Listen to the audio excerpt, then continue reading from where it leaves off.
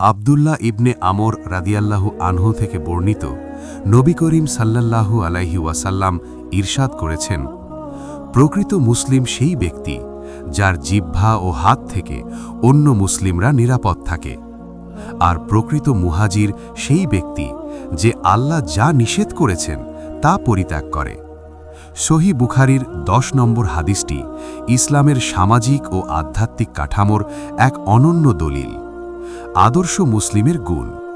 এই হাদিসটি শেখায় যে একজন মুমিনের আচার আচরণ এমন হওয়া উচিত যাতে তার কথা বা কাজ দ্বারা অন্য কেউ ক্ষতিগ্রস্ত না হয়। হিজরতের আধ্যাত্মিক অর্থ।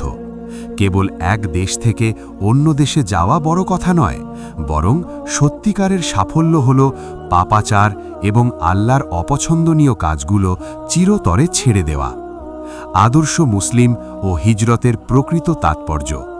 বুখারীর 10 নম্বর হাদিসের আলোকে ইসলাম শুধু ইবাদত বন্দেগীর নাম নয়, বরং এটি একটি পূর্ণাঙ্গ জীবন ব্যবস্থা যেখানে মানুষের আচরণ ও সামাজিক নিরাপত্তাকে সর্বোচ্চ গুরুত্ব দেওয়া হয়েছে।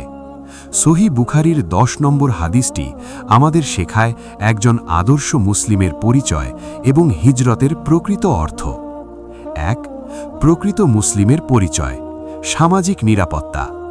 হাদিসের প্রথম অংশে বলা হয়েছে, প্রকৃত মুসলিম সেই ব্যক্তি যার জিহ্বা ও হাত থেকে অন্য মুসলিমরা নিরাপদ থাকে।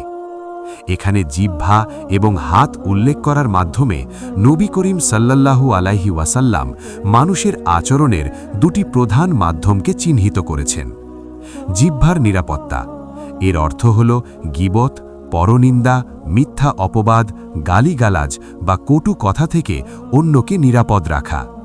বর্তমান ডিজিটাল যুগে সামাজিক যোগাযোগ মাধ্যমে কাউকে অপমান করা বা ট্রোল করাও এর অন্তর্ভুক্ত। হাতের নিরাপত্তা, সরাসরি শারীরিক আঘাত, চুরি, অন্যের সম্পদ দখল বা ক্ষমতার অপব্যবহার করে কাউকে কষ্ট দেওয়া থেকে বিরত থাকা। সার কথা, একজন ব্যক্তি যত বড় ইবাদতকারীই হন না কেন, যদি তার আচরণে সমাজের মানুষ আতঙ্কিত থাকে বা কষ্ট পায়, তবে তার ইসলাম পূর্ণতা পায় না। 2. প্রকৃত মুহাজিরের পরিচয়, আধ্যাত্মিক পরিবর্তন।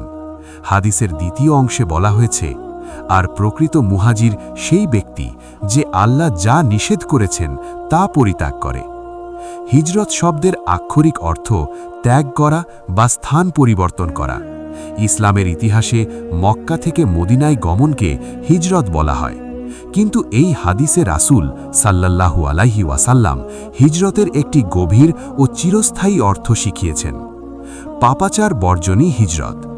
কেবল এক শহর থেকে অন্য শহরে যাওয়াই যথেষ্ট নয়, বরং কুপ্রবৃত্তি, অহংকার, সুদ, ঘুষ এবং আল্লাহর নিষিদ্ধ সকল কাজ থেকে নিজের মনকে সরিয়ে নেওয়াই হল শ্রেষ্ঠ হিজরত। মানসিক পরিবর্তন। একজন মানুষ যেখানেই থাকুক না কেন, সে যদি পাপাচার ছেড়ে নেকির পথে ফিরে আসে, তবে সে আল্লাহর দরবারে মুহাজির হিসাবে গণ্য হতে পারে। 3. হাদিসের শিক্ষা ও আমাদের জীবনে প্রয়োগ। এই সংক্ষিপ্ত অথচ শক্তিশালী হাদিসটি আমাদের 3টি প্রধান শিক্ষা দেয়। আচরণী ইবাদত, মানুষের সাথে সুসম্পর্ক রাখা এবং কাউকে কষ্ট না দেওয়া ঈমানের অবিচ্ছেদ্য অংশ। সংযম অনুশীলন, নিজের রাগ এবং জিহ্বাকে নিয়ন্ত্রণ করা একজন মুমিনের প্রধান বৈশিষ্ট্য।